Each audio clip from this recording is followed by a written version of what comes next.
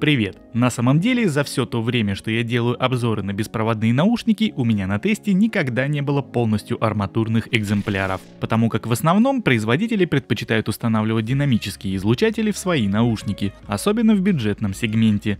Оно и не мудрено, арматурная технология стоит дороже, и для того, чтобы добиться сбалансированного звучания от полностью арматурных наушников, необходимо хорошенько продумать все детали самой конструкции. Оттого на рынке все чаще стали появляться гибридные решения, сочетающие в себе одновременно и арматурный, и динамический излучатель. Первый в такой связке отвечает за высокие и средние частоты, а второй за басовую составляющую. Ну и как ты, наверное, уже понял из названия, сегодня в ролике я расскажу тебе про беспроводные наушники от KZ Acoustics, модель S2, который и является представителем именно такого вида гибридных наушников.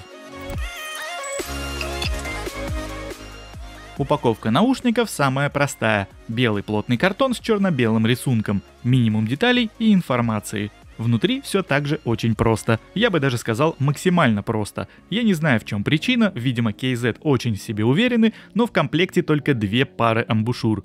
Одна пара надета на наушники и одна отдельно. Причем лично я разницы в размерах или же форме у сменных амбушюр не увидел. Как по мне, это та же самая пара. В общем, как ты, наверное, уже понял, комплектные амбушюры — это не моя история. В очередной раз они мне не подошли. Как всегда, на помощь мне пришли мои любимые и универсальные резинки от Redmi AirDots.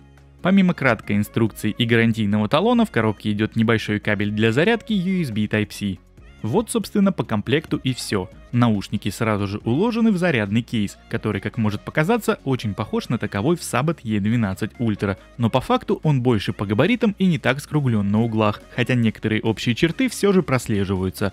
Под петлей разместили круглую физическую кнопку, которая отвечает за активацию индикатора заряда батареи. Ну а сам индикатор расположен под крышкой между посадочными местами наушников. Он один и светит тремя разными цветами, в зависимости от уровня заряда кейса. Зеленым от 100 до 70%, оранжевым от 70 до 30% и красным от 30 до 0%.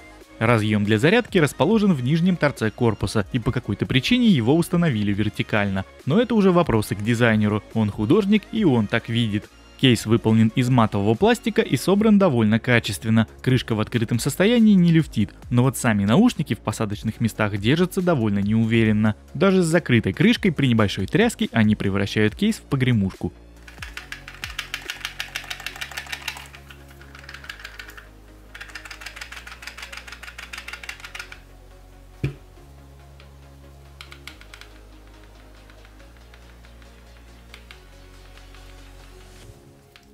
В принципе, наушники с контактов не слетают, так что фантомных соединений со смартфоном быть не должно. Не знаю, насколько это для тебя критично, но этот звук первое, что я услышал, достав кейс из коробки.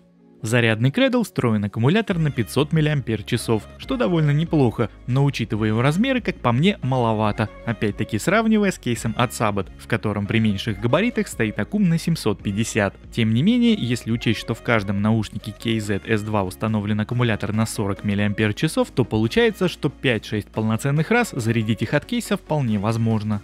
Сами наушники по автономности выдали довольно неплохой результат. Мне удалось их высадить до нуля на полной громкости за 3 часа и 25 минут. И это при том, что запас по громкости в них очень большой, и немногие будут выкручивать волюме на полную. Сама форма наушников довольно своеобразная. В профиль они очень похожи на Sabat и напоминают некую запятую.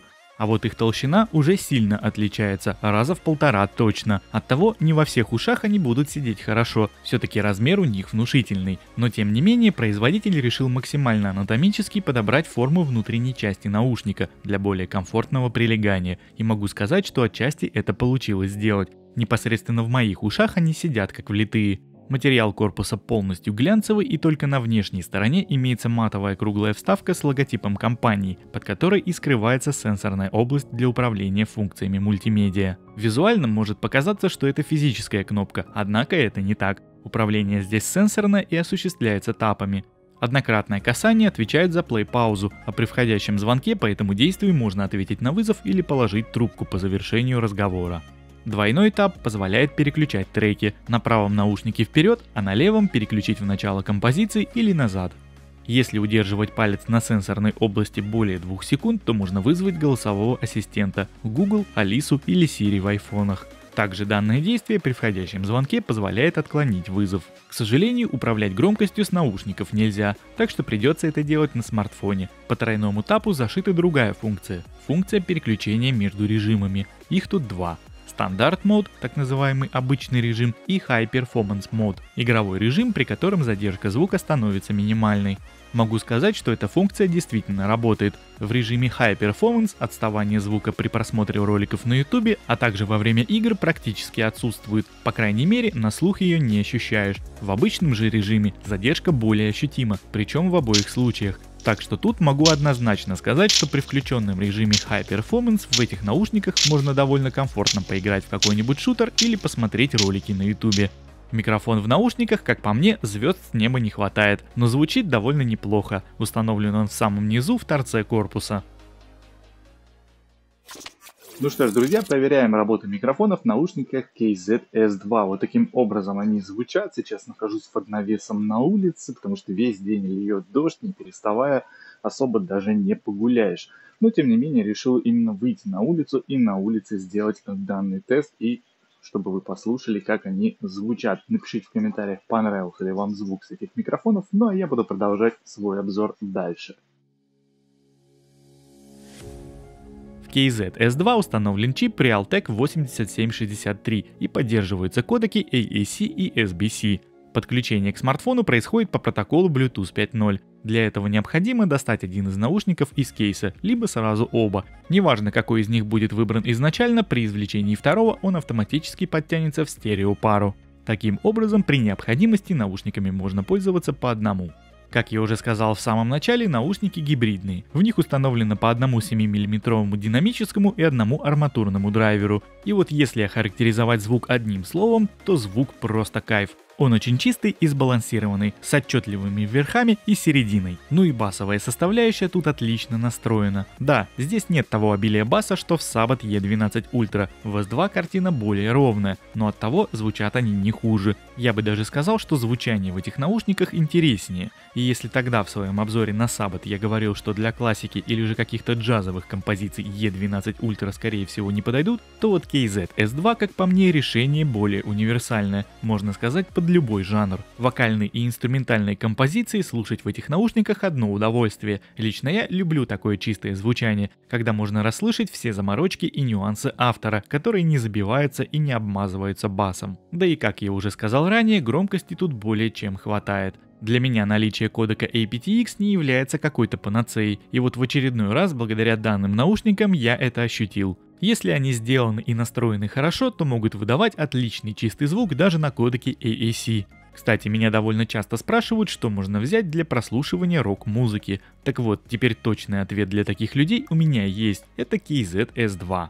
Не могу сказать за предыдущую модель S1, я ее не слушал, но там тоже есть гибридная версия, и судя по многочисленным хвалебным отзывам, есть стойкое ощущение того, что звук в ней будет примерно похож.